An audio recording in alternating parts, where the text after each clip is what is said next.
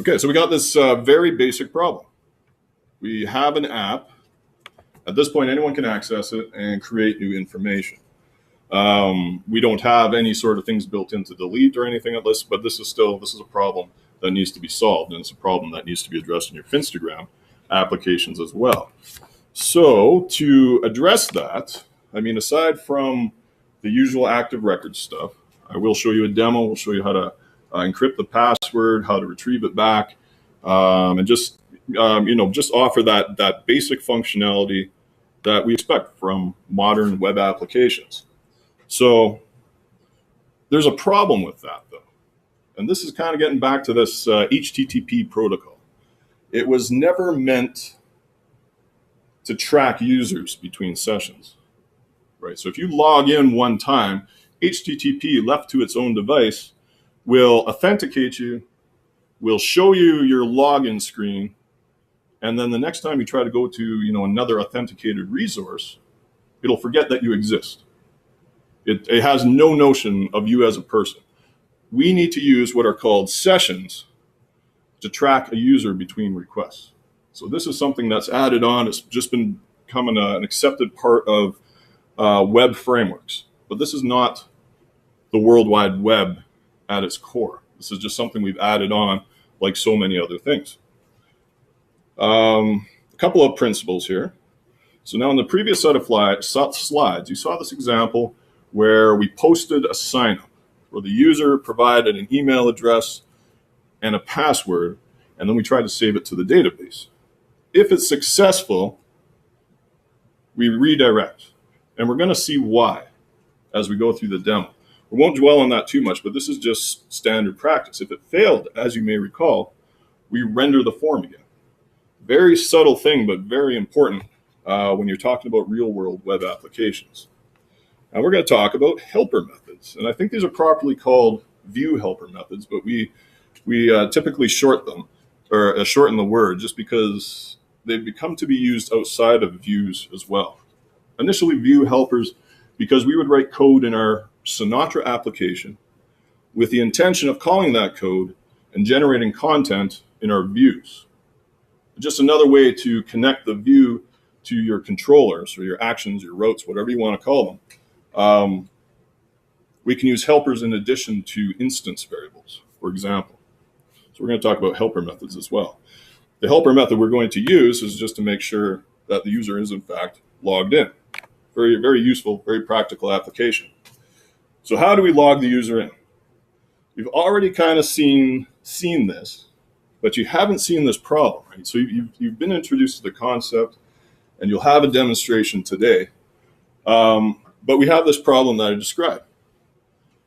The server has no idea who you are from request to request. So we use a little construct called sessions, which is just another one of these little Sinatra goodies that comes out of the Sinatra goodie bag, right? This is typical for web frameworks, certainly.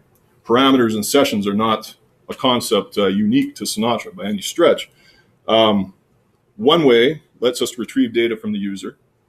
The other way lets us store some data from the user between sessions. So we can identify, and we make it so that you don't have to log in every single time you need a new resource or you want to make a new post.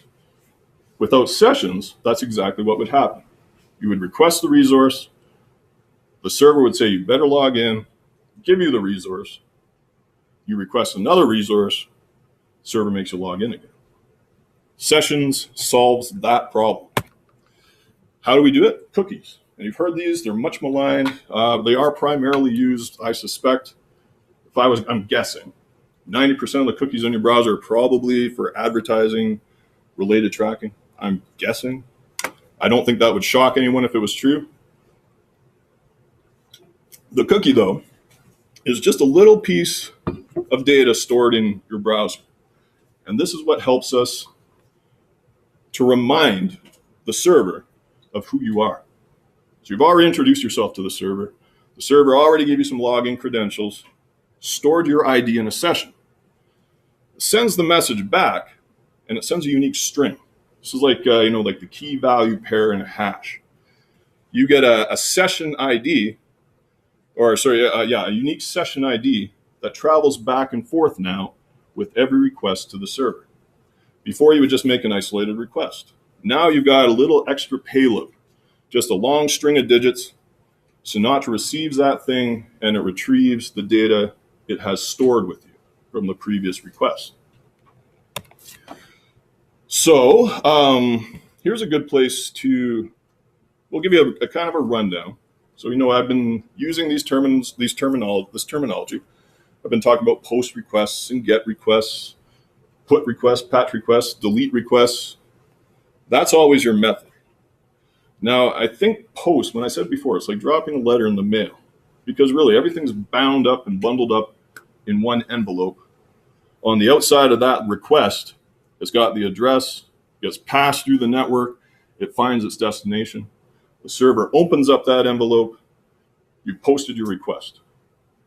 The get's kind of like if it's a postcard, right? So now we're using post interchangeably here, but anybody can just pick up your postcard and read what's on the back. That's a get request. Post request is in an envelope. And this is what it looks like. You get your post, you get your guess, you get the final destination. And of course, there's going to be an IP address and all that kind of stuff to help, the internet in the real world figure out where your request is meant to go. Along with that, you're going to get something like this. And this is your session ID. And this is typically what it looks like. Just a string of hexadecimal digits. Notice it never goes above F. That's base 16 digits. Every single request at this point now has this session as wrapped up in that post, inside of that envelope. Server opens it up, sees the session ID, and it knows that you were there before. And actually, let me just show you this one for real. So here's Recycle Freedom. Let's see what happens with that post request. Say post new cache. So picture. I needed to do a police check, so I think I've got my license on here. I'm going to not get that one. I just discovered it was expired today. This is a weird picture that some guy sent me. All right, so I'm going to send a post. I know it's going to fail, right? We saw it fail. It sucks. But we're going to also see it here in our network. Oh, right. Coordinates not recorded in image here. So I'm just trying to find that post. Let me try that again. Internal server error. Shoot, where'd it go? Elements. Timeline. Maybe because of the fail, it didn't work. Shoot. Oh, there. General request. Okay, so this is what I'm trying to show you here. This was the result of my post. I wanted to create a new cache. Here's my request method. Here's my static code. Here's the ultimate IP address where it's intended to go, and then down here, I've got this cookie. So it's not called just session by itself, but it's called rack session. So it looks very much like what you see there. This is just going along now with every request to the server. That's how it knows that you're you. You don't see any password information in there. You don't see any personal information. This is purely for the benefit of the server so that it knows what it knows about you. Or it can remember what it knows about you. So that's a post. And just, again, because we always oversimplify this thing. Like we always say get, you can see the data, and post, you can't see the data. No, you can see it plainly. It's just not quite so obvious. It's like holding the envelope up to the light or something. You're trying to read through it. Okay, so let's keep going here. That's our HTTP request. It retrieves the resource, determines if you're authenticated, and then it creates a response. There's always a request. There's always a response. It's up to you as the application developer to come up with a response. A big part of that response, of course, is going to be the HTML body. So this is going to be what's going to be displayed in your browser, along with CSS, your JavaScript, whatever. When it gets sent back, sends another session. Maybe this is the same ID. Maybe it's a brand new one. It doesn't matter. Next time a request is made, This session ID, whether it's the same as this one or it's different, it's usually the same. Server's still going to remember you. It's always key. It's always piggybacking along for the ride. Very important thing. And you'll notice they just kind of threw this one in here as an ad tracker because, I'm guessing probably 90% of them are for advertising, targeted marketing, and the rest are probably for stuff like this, just authentication. So we sign in. We're successful. It was able to retrieve the data from the database. It was able to encrypt your password and match it to the encrypted password inside the database. After you're successful, you need something to do. You always redirect. So a thing is going to become a little bit more obvious as we go through. The reason why we do this, it doesn't explain that here. The reason why we do this is because if we get interrupted for some reason, like I did here, something bad happened, and I might be tempted to hit refresh. And every single time I do that, it's going to post that same data over and over and over again. So if you got hung up or something and you're making Instagram posts and you're like, whoa, what's going on? What's going on? It keeps sending that same information. There's a risk that you're going to get duplicate data. That's why we always redirect. It's impossible. After a redirection, you can't repost that data. So on success, redirect. On failure, re-render the image, which is what happened here the first time. It said the coordinates were not recorded in this image. I tried to upload a picture. They just didn't turn on the GPS functionality in their phone. I'm just going to try it again because I'm kind of curious. It almost looked like it worked there for a second. I'll use one of our Halloween pumpkins. That one I'm not sure has GPS either now that I think of it. Let's try it. Oh, it worked. Some picture. Okay, let's try it. Hang on. Let's see if I can get it from my phone.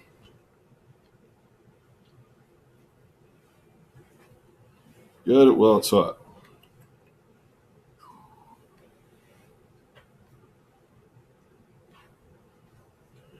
Okay, post new cache. Hello, class.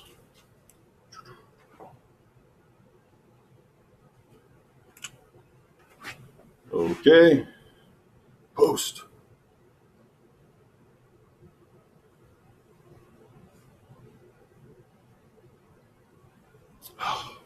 Okay, internal server error. Don't know what's going on with that. That really ticks me off. But there you go. I was actually hoping that would fail, so that would re-render the document, but no. That's why we redirect. We posted, we were successful. I say go back to the home page. Show me now what's at the top of my list of postings. Let's see, yeah. I just can't resist. Hang on. Try it again. No, it's not working. Man, that sucks. If you were to post a picture that's in your gallery as opposed to taking a picture, No, no, it shouldn't work. In fact, most of the ones, because I never turned the GPS on, so they'd all just return error, error, error. No GPS coordinates recorded. It's definitely some goofy Heroku thing, because I dare say the software is pretty bulletproof, but that's just me. All right. So redirect after successful post. Helper methods, we're jumping all over the place. Remember, view helpers. We define code in our actions.rb, for example, and we can use these to call methods inside of our views. We can also do this inside of our actions.rb. There's nothing to stop us, but the original, I think the original intention was that these things were meant to be called as part of ERB, as an example. So very simple, very practical example. We've stored our user in a session. We want to make sure that someone's been logged in so we can change the visual appearance of our page. We simply call the method. In this case, very simple example, if logged in, if there's a session ID stored somewhere, give this user the opportunity to log out. If this user isn't logged in, if this method returns false, clearly this user is not authenticated. This may be a registered user. Show a login link. give that user the opportunity to authenticate. So when the user is ready to leave and you've got all this information stored in a session, seeing as that we are actually just storing a little bit of information about the user, not shared with the outside world, but just retrieved every time with that cookie, that item stored in the cookie. If this doesn't exist, then this user is not logged in. We want to log out. Maybe you're using this at the library, or maybe you log out for whatever other reason. When it comes time, you just erase it. The session's there for the entire application. And it gives a session for every single person that logs in. When you want to log out, you simply erase that data. Pass it get, log in, call session clear. Any proof that you were there just goes up in smoke. So that's what we're going to be doing today. We're going to solve this problem. I will get it online. I promise you that. But let's get started with that. So coming back to here, this is where we left off.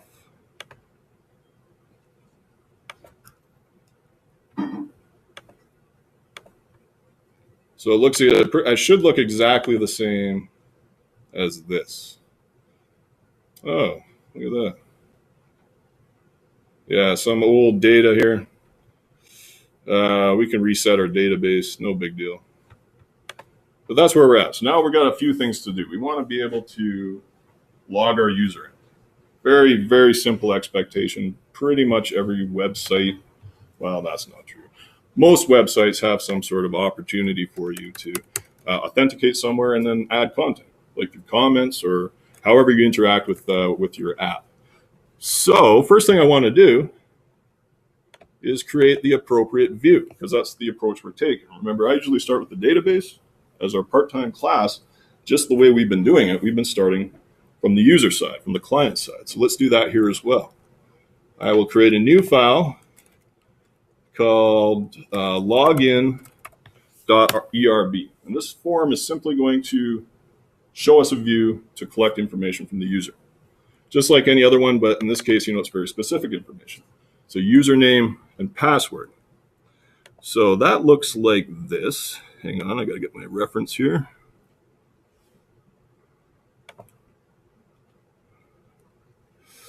Okay, so I'm going to start off very slow. Here's my typical, my minimal form here. Form action equals login, slash login. And I'm going to be posting all requests made from this form. Wrap it up in an envelope and send it on its way. So I'm going to have a label.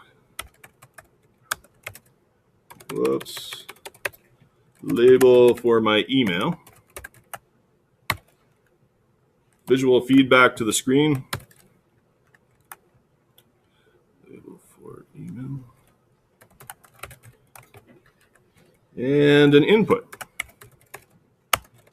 And we can actually use that email as a part of that client-side validation. So it's going to give you a little error message if you enter anything in there aside from an email. Email and name equals email. So that's the key value set in the params hash. We'll refresh that in just a second. And we'll just leave it like that for now. Keep it very simple. I will copy and paste the next part of this just to save some time. So here's my email. Here's my password. Very similar. Really, the only two differences, well, I mean, there's obvious differences here, but the input type is, of course, password. So this will conceal the input that we enter in our client, in our browser.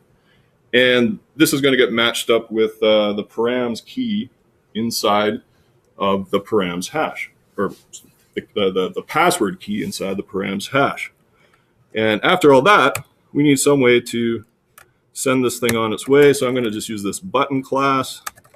It is a submit button. And I'll say log in like that. So let's see what it looks like. Actually, at this point, we can't. What are we missing?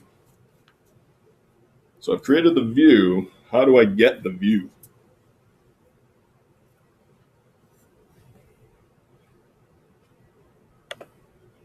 So anything I put, well, actually, we're not quite there yet, but I need some way to serve this up. So I'm just going to go right to the bottom of my actions, because let me show you the problem here, first of all, actually, but I'm going to get in place here. If I come to my site and I want to log in, I'd sort of have this expectation that I'd get sent to, a login view. This would be part of the route. If I do that now, it says Sinatra doesn't know this ditty. So what I'm missing is that endpoint in your Sinatra application. This is actually very helpful. Copy that. Come to here. And so like this is obviously wrong because it's going to say hello world. What I really want is my view. So ERB, render this file that I'm going to provide, log in like that. That hopefully will work. So there's my raccoon, and way down here at the bottom, we've got some sort of poorly styled login input. So at this point, we still got the same problem. Yes, question? How do you position it on like different part of the screen? Like, do you want it farther down or like smaller or bigger? Is that the style? Yes, that is the styling. So CSS, and well, let's do that. Let's make this a little bit better. Like stay true to this client side approach. So I'll show you some CSS that we can use. Public app style CSS. And I always try to make this look as nice as I can. I'm not super good at it though.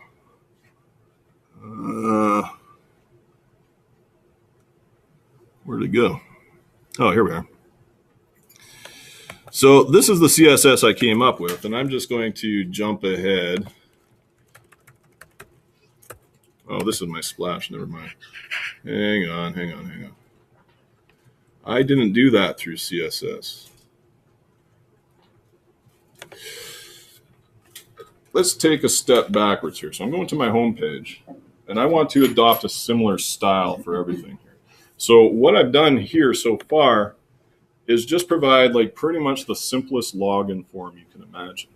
If I want to stay true to the theme of my site, I have to structure this document in the same way that I structured all my other documents. So this is what it looks like now in its simplest form. Let's take a look at how I did our index.erb. So I divided mine kind of with, articles, headers, header. That's not a really good example. Let's take a look in layout. We've got a main wrapper, which I think still applies here. So I'm just trying to find some way that we can use some of the styles I've already set. What I'm really looking for, though, is this section, because anywhere that there's a section, anything that's going to get wrapped up in here is going to kind of take on the same visual appearance as the common theme of the site. So all that to say, here in my login, really if I just want to enforce sort of the basic standard of style, I can wrap this all inside of a section. Because I've applied some styles to it, and I've applied some styles to my buttons and my inputs. This should look a little bit different. Let's see what happens. Whoops, where's my login?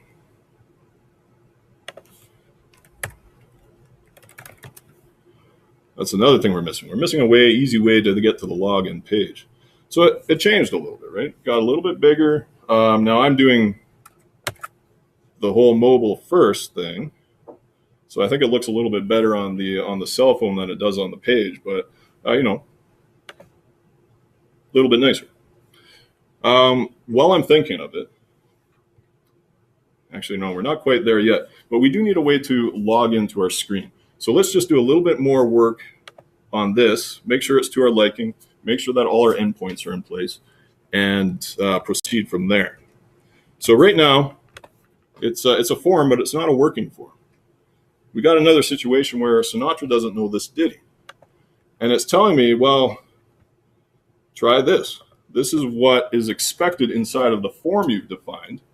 It's expecting you to post to log in, I know this because here it is right here. Here's login. This has got to be something inside of my actions.rb. Here's the method I'm using. Sinatra's telling me to find this route, and that's the start of solving this problem. So I'm going to go right back to my actions.rb, and we're going to play around with this a little bit. So here's my post, here's my login. If I refresh this, it says hello world. Okay, great. That's fantastic. Let's take a look inside our params. We'll say params inspect, just to remind us how these things work and where we get this information. So if I come back to params, my login page, Dan, I'm going to need to make a valid email address. Watch this. It's going to should say you need an email. Oh, it didn't. Okay.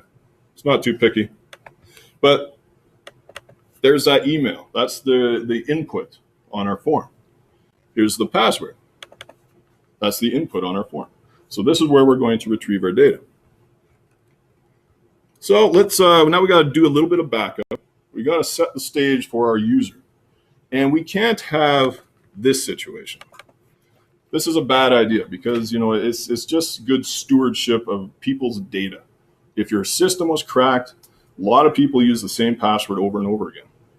If this is easy, or if it's easy to encrypt or decrypt, or if it's just plain text, now you've got a data breach that's going to extend to every single junk throwaway email address that you use on all the sites that require sign-up.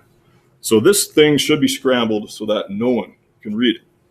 We use a package called bcrypt. And the great thing about Ruby in general is that it's very well documented, I would say. And this gives you step-by-step instructions. So this is part of your Finstagram, but you're going to kind of see it here from the ground up. So if I want to install it, the best way for an application like mine, though, I could do this, but I want to be able to deploy everywhere. So I actually include this in my gem file. And I'll just set it right here. I'll say gem bcrypt. So this is third-party software. I didn't write this, but it's well adopted. It's trustworthy. I don't have to reinvent the wheel, but I do have to install it. Sorry, my network connection just went away there for a second. Bundle, install, go. It's going to look at the ones you already installed. Okay, it says, didn't find bcrypt. Didn't find it, so I'm going to install it now. All right, all the way to the end, gem's successfully installed. Wonderful. Let's take a look at this documentation. So we've already got a user model. I created that over here. Should be familiar. Remember, we have the user and it's got that relation. The user has many caches. The cache belongs to a user. We've got to make our model look like this guy's model. So I'm just going to grab all this stuff. I'm just copying and pasting. It is that easy. I can take this, and I'm going to need this for myself because obviously his has a different purpose than mine, different relationships, and I need to require bcrypt. So this is something you haven't really seen before, but it's all wrapped up inside of this idea of object-orientedness. User is inheriting active record base. It takes on all the characteristics, all the properties of active record base. When we include bcrypt, we're including a whole bunch of new methods. They're not even part of this class. We can just take these things in, drop bcrypt on top of it, and then all of a sudden, these methods work. In order for user, active record, to talk to bcrypt and to work together to encrypt your information, you just have to define what happens when these two methods are called, and everything else is done for you. I'm not even going to change it. You barely need to understand it. It's ready to go at this point.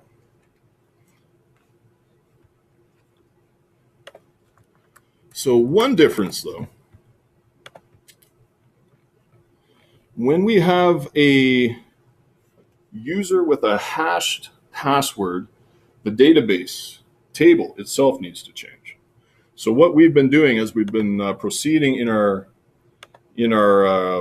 salvage application has been adding a new migration for every single time we need to make a change. And I'm going to do that here as well. I can't remember what I called it. Hang on. Add a new migration. The first three have already run. This is still going to cause a problem, but we're going to say, here's the third one. It's in alphabetical order. I want to call this update user password column.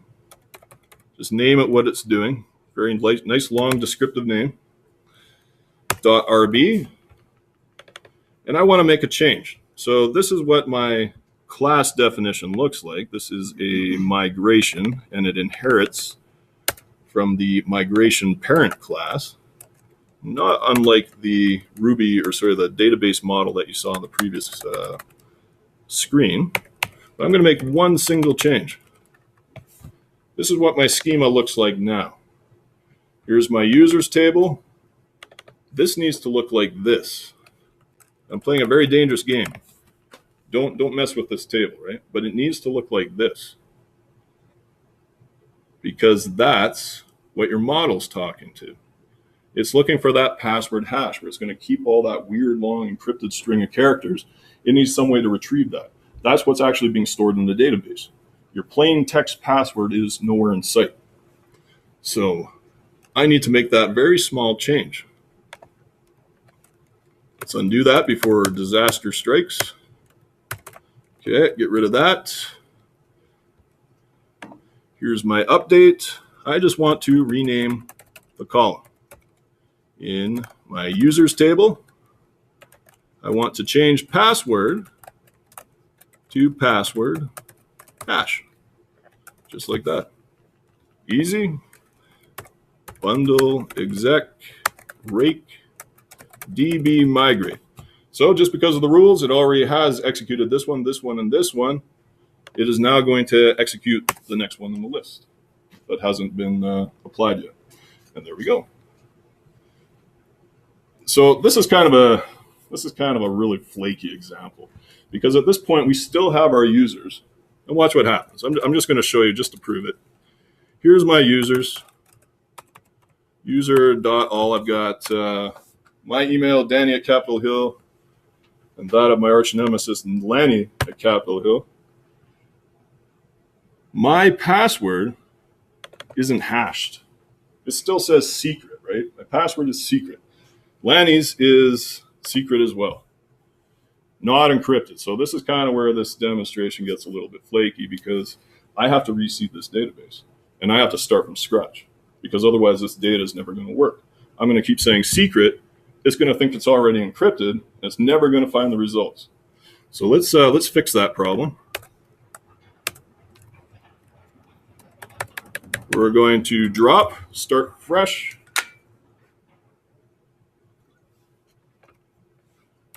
Create.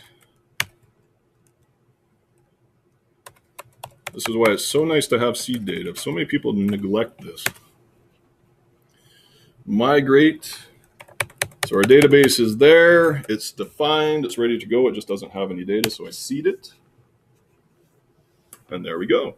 And you'll notice right off the bat, I think, where's my users? Created a few images, a few caches. Okay, so here's Lanny. Here's password hash. We know it's set to secret, but if you saw this, because you're a world-class hacker and you've downloaded all the Ashley Madison data or whatever it is, you're going to have no idea what this is. This is a hash password, and it's going to take, I mean, nothing's uncrackable, obviously, but is it worth your time? Really, that's what it comes down to. So we're good to go. Now we've got to actually do that login. So at this point, we've set up our view. We've applied some styles. We did this demo where, we're sending this password out. This is the information we're getting back. We post it here. So here's our actual form. We want to do something a little bit different than this, right? This is pretty lame. So what we need to do is we need to retrieve a user from the database. Let's take a look at our post login. Here's an actions.rb. So this is currently what's happening every time I try to sign in.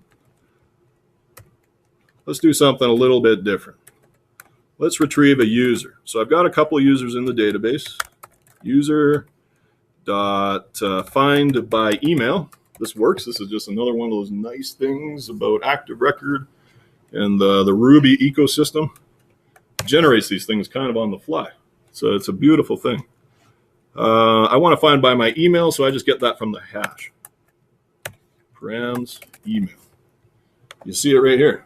That's what I'm getting. In this case, it doesn't work, obviously. There's nobody registered like that. And then I say, okay, if password, this is where I'm testing to see if the right one was given. Equals params.password.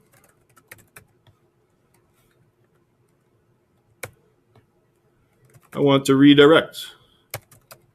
I've been successful. Otherwise, something went wrong. Let me log in again.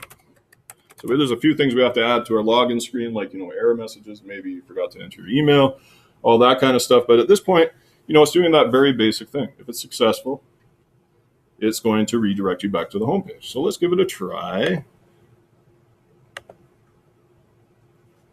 It's not quite where we need it to be, but my email is Danny@Capitol Hill, and my password is secret. Log in. Uh-oh. Cannot load such file.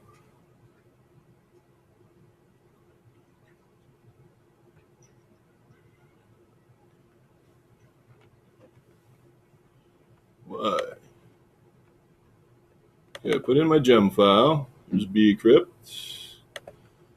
Here's my CSS. What happened here?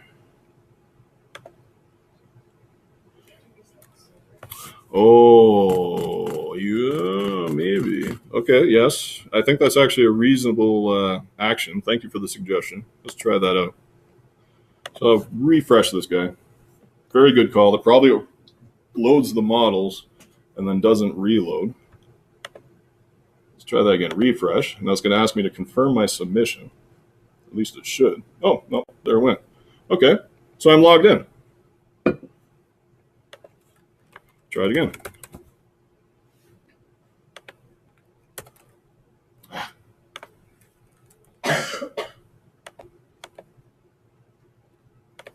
Go back to my login. There we are. Put some stuff in there. Put a fake password. It should re-render this. Shouldn't let me succeed. It didn't let me succeed for the wrong reasons. Now, what is this? Oh, of course. Undefined method password for nil class. Any guesses as to why that happened? User is nil. I gave it this weird username, right? Just a garbage string of text. It tried to retrieve that user from the database. Right over here, it said, okay, find me a username with email, LAKSDJ, etc., etc., etc. Nothing was there. It tried to match the password. It's wrong. All right. Good. That's kind of working. All right. There's one thing we should do, actually, just to fix that right now. We'll say if user and.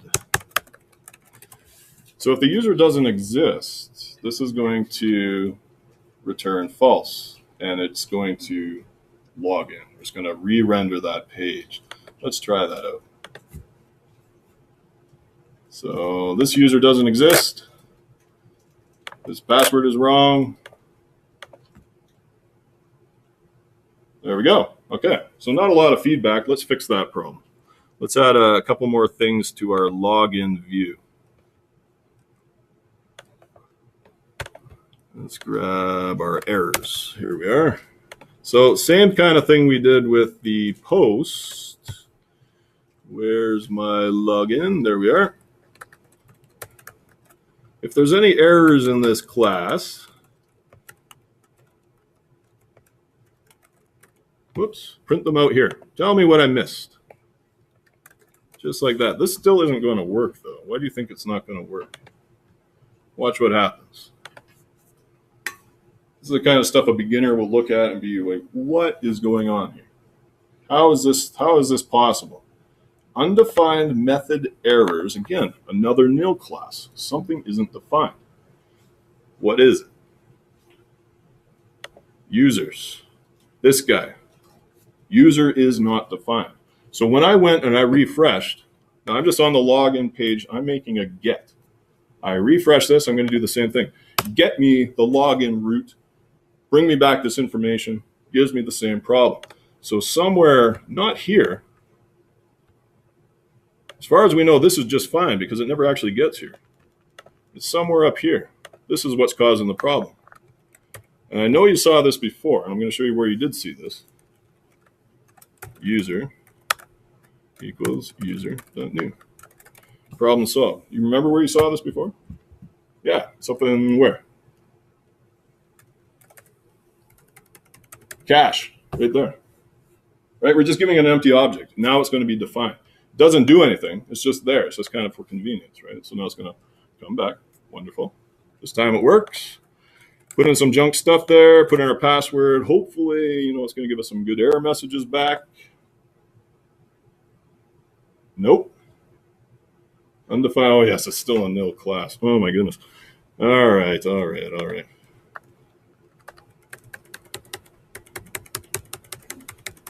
This is not what I was intending to do, but that's okay. If not user, is this a good way to go?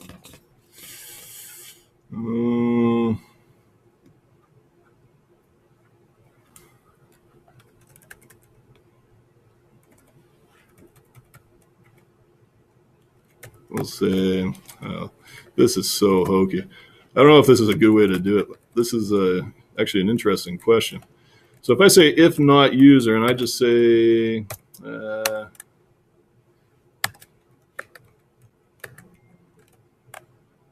let's say user new here.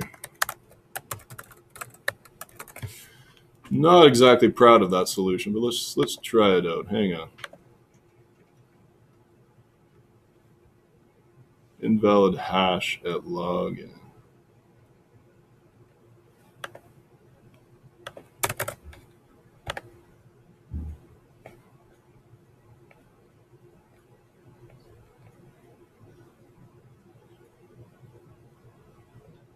Doesn't like that. Oh, right. Yeah, okay, that's no good. We'll get to that another day. Let's just take this out for now. And if some brilliant method strikes me, then we'll deal with that. For now, though, we can only just take... that is such a cop-out. Kind of ashamed of myself right now. Hang on. Capitol Hill, let's see, secrets. Okay, so this should work. Yeah, that works. Okay. We're still missing something here. So now we're going to jump into the helper methods because, we're doing this client-side focus first. We're doing, we're serving the user's immediate needs first.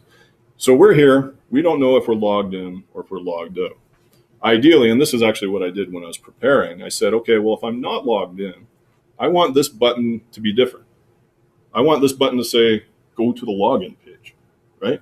And if I am logged in, if I'm successful, I'm going to come back here and I'm going to immediately be allowed to post a new cache because this button, the button itself is actually going to change. So watch what happens. We need something like this. Coming back to here. Here's our layout. So I want index. Up here, I want this one to change. So this is my post new cache button. And I only want this to be shown if I'm logged in. So this is a method. This is that helper method. We haven't defined it yet. We're just kind of filling in the blanks here. If I am logged in, though, show me that button. And if I'm not logged in, show me the button to log in. Okay, it's still not going to work, though, because the first thing that's going to happen is I'm going to load this page, and it's going to say unknown method or unknown variable or something like that, because logged in hasn't been defined yet. Let's just see that I'm right. I refresh. Undefined method logged in. Okay, so this is a helper method. It's being called from the views. You know, its original intent. I define all my helper methods in this simple Sinatra application, at least. I like to put them right at the top. I like to say helpers do. And you can just treat this thing, whoops. You can just treat this like any other block of code, and you can define any number of helpers inside of this this block. So let's say def logged in. And for now, we're just going to, we need to return something. I'm just going to return false. So I'm not logged in yet. Just, you know, taking really small baby steps here. I refresh. It's going to make that call. Now it's defined. Now I'm logged in, or now I can log in. Still got that problem, right? So now this is legitimate information. Got a legitimate email with a legitimate password. Gets passed. Okay. Says I'm not logged in, right? There's a problem here. And it doesn't remember me. Remember that problem with the sessions. You're going to keep providing this thing, and you're going to keep trying to create a post, and you're going to keep coming back here, and you're never going to be able to give them that opportunity. I mean, we can, but this isn't how web pages work, right? This is silly. You'd never use something like this. So I need some way to track that now I am logged in. So down here, we're going to add just a little bit of information right here. So this is where it's successful. I've retrieved my user. I've got Danny at capitolhill.ca. We've got a password. It makes this pass. It's secret. It decrypts. This is where I want to store my session. So I say session. What did I call it in my notes? Just to keep consistent here. Session user ID. Whoops. Session user ID equals user dot ID, just like that. So now it's going to that information is going to be stored between requests. Remember that cookie? That cookie is going to get sent back. Sinatra is going to dig into its its memory. It's going to match this string that you provided it in the cookie, and it's going to draw out this hash. And this hash now contains your user ID. Very handy, because now if I want to find out if I'm logged in, I just say if session, so this is the exact same hash, it's accessible from anywhere in your application. If session hash user ID, sorry, hang on. Session hash user ID is not defined. If I haven't had the opportunity to do that, if it's nil, say, or wait, this needs to be false. Yeah, sorry, not session. Simple Boolean expression. So that's the value that I just stored. I just stored this value down here in my post login, right here. Session user ID became equal to something here. I come back here, I'm being redirected back to my home screen here, and I just I just ask. Okay, so look inside the session ID. Is it nil? Or has it been set to something? If it's nil, this is going to return true. Whoops. This is all going to return true. But we're trying to find out if this guy's logged in just by, like the words on the page here. I invert that. I apply that not. So not true becomes false. Not false becomes true. That not always just flips the bit from 0 to 1 and 1 to 0. So this is going to return a true or false value. Let's try this again. Log in. Got that same information. Made one little step. I'm storing my own user ID inside the session. I get redirected back to this page. It loads it up. One of the very first things it does, well, probably about one of the middle things it does, is it says, is this guy logged in? Comes back to here in your actions, checks. Is there something in the session user ID? If there is, this is not nil, so it returns false. False is negated to true. Easy, right? Comes back to here, and it renders post a new cache, whereas before it had login, right? So now we can do this. Now we can come back here, we can post new stuff, et cetera, et cetera, et cetera. Let's keep building this up a bit, because we still have a problem. So now I'm logged in, and I can navigate, and I can do all sorts of stuff. Can't log out.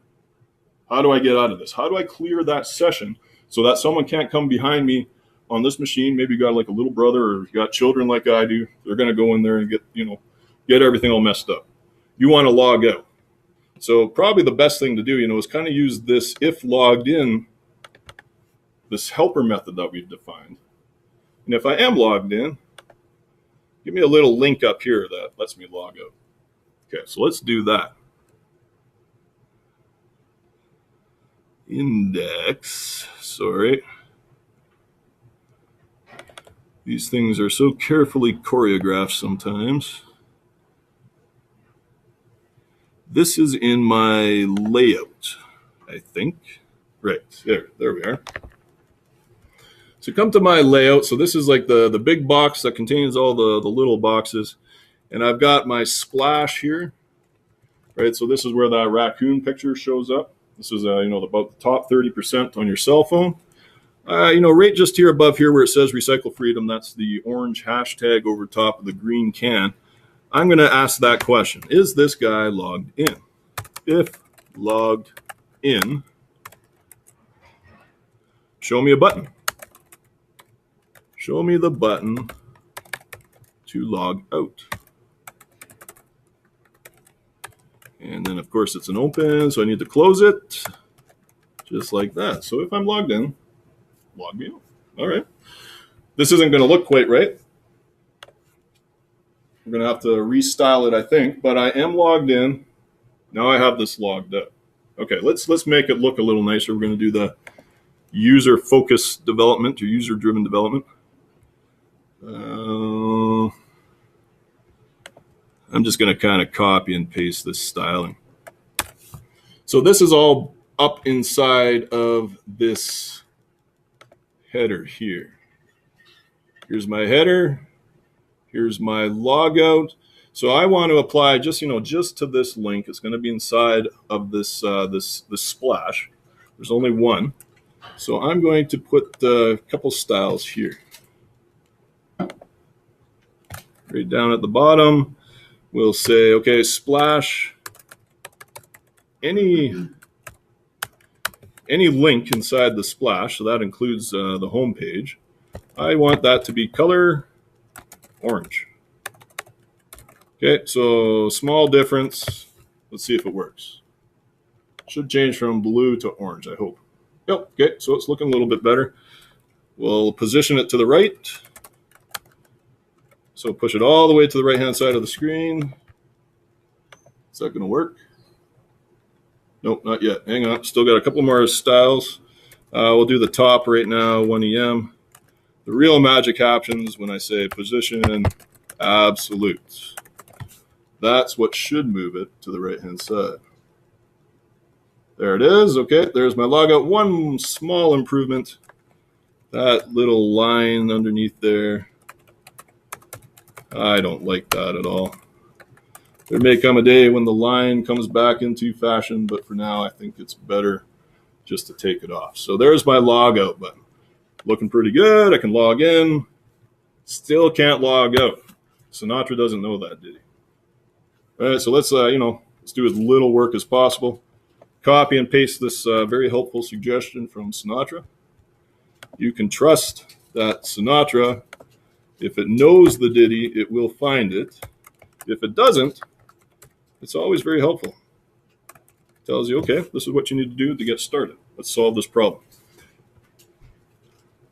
So we still have that session. And I just kind of want to see you guys to see what it looks like. Let's just take a peek inside. So I refresh that. Oh, weird, right? Kind of seen this stuff before.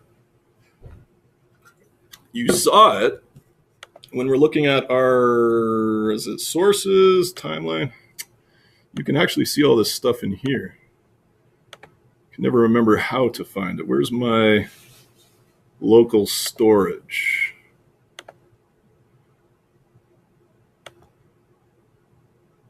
Points application. Oh, there it was.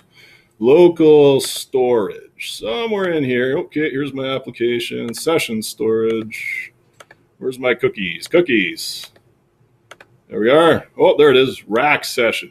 There it is. That's what's uniquely identifying your browser. This is why they say it's, a good security practice to clear your cookies, because, someone could figure out where you were, what you were doing, all this kind of stuff. I guess some people are more private about that stuff than other people. I don't know. Maybe you're a murderer or something. You got to cover up your crime. But this value matches this guy right here. Or does it? 595, is that right? Or did we get a different one? Anyway, that's where it's all stored. This is your storage. And you'll notice right at the end, that's where I signed that user ID. This is what lets us know that this guy has actually logged in. This is all that's keeping it from, being an authenticated user to being a non-authenticated user.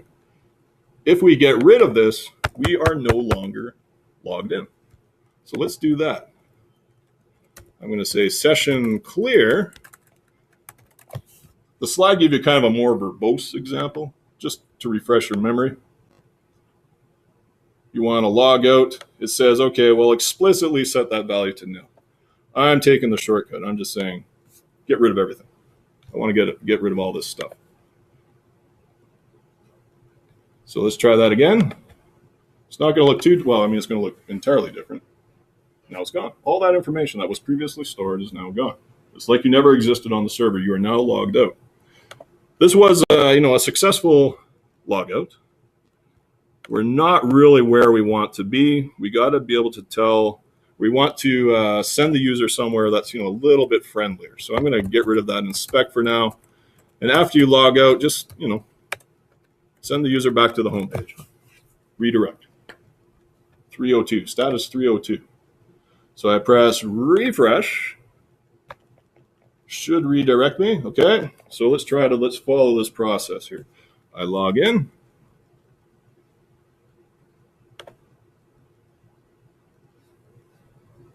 Okay, post a new cache. For kicks, let's try it out. Testing.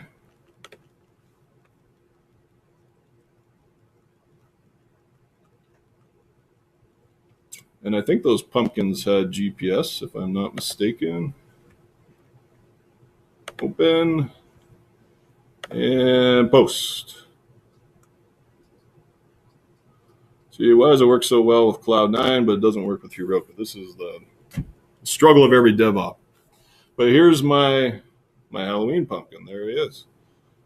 Testing. Okay, so done. Used the site, found what I wanted to find. I press logout. This should go back. Now I don't I can still post a cache. I'm going to full disclosure here. We're not quite there yet. We're not protecting our routes. But at least from the user's perspective, you are not able to post any new routes, any new caches. Okay, so I think I covered everything. Let's do a brief recap. It's kind of crazy how this all comes together, because they're kind of sort of presented in, sensible, sequential way on the slides. But then when you see it all coming together, it's like, well, now I'm over here. Now I'm creating database migrations. Now I'm updating the model. I've created a form and all this kind of stuff.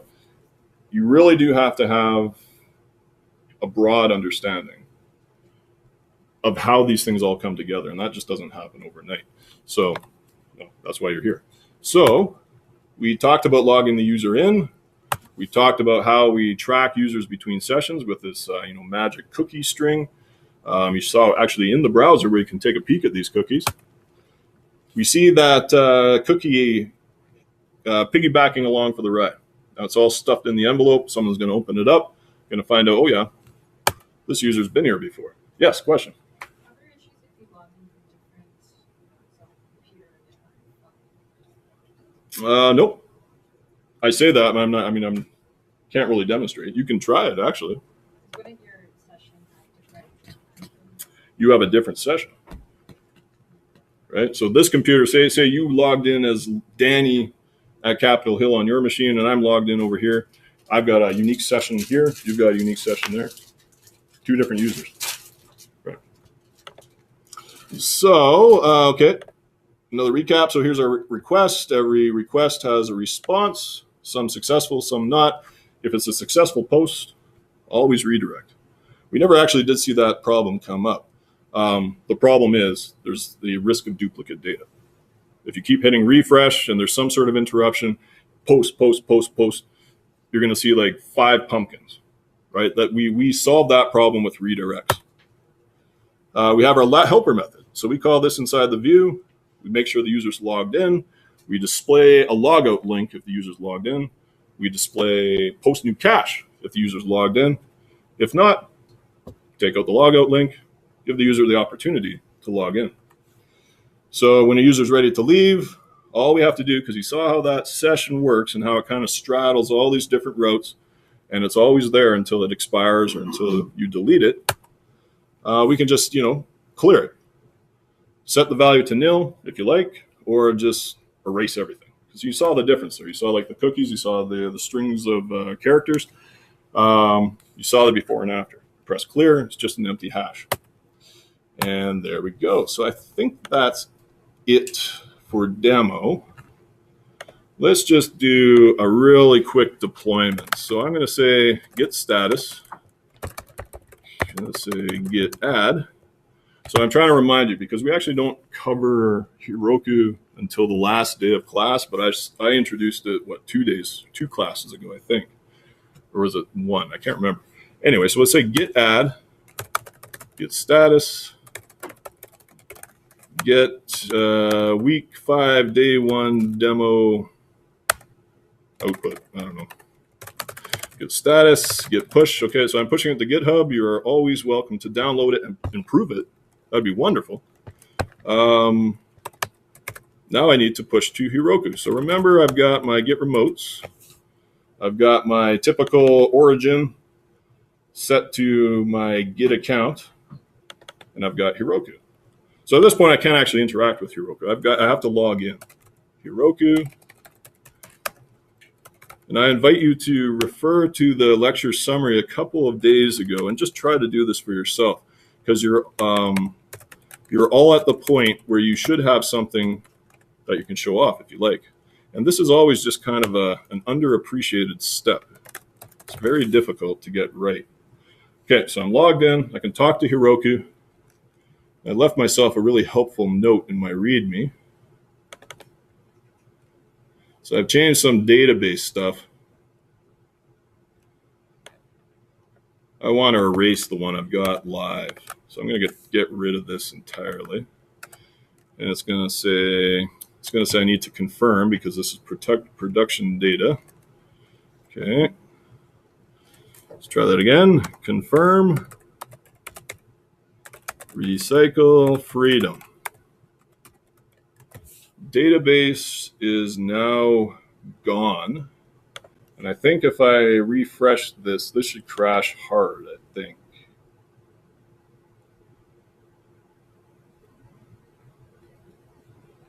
Yeah, okay. So maybe related, maybe not. Let's try this. Heroku. Wait. Git push Heroku. See, these are all the changes I just committed. I've got last week's software currently deployed to Heroku. So I reset the database. I'm sending all my new changes.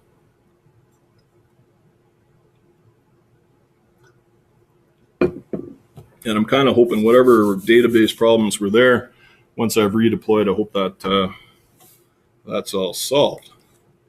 So Heroku run bundle exec rake db create. Actually, I think we can just jump straight to migrate if I'm not mistaken. Let's try that.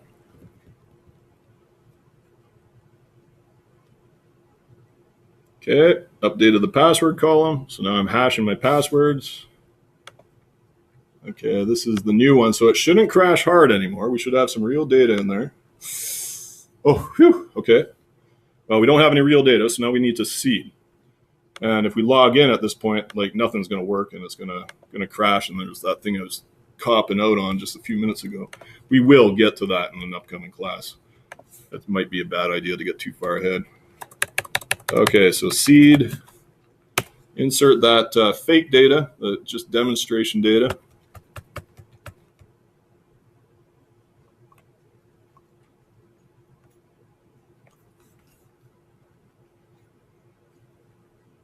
All right, that looks good.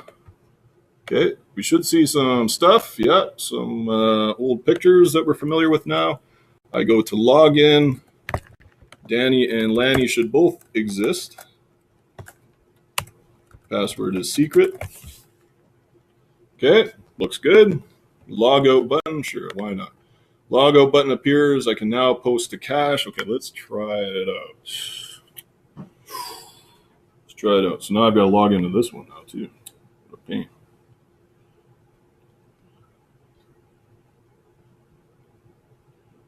Okay, successfully logged in.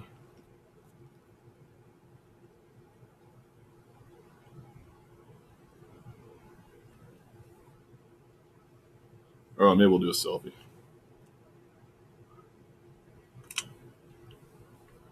Yeah, well, it's all blurred.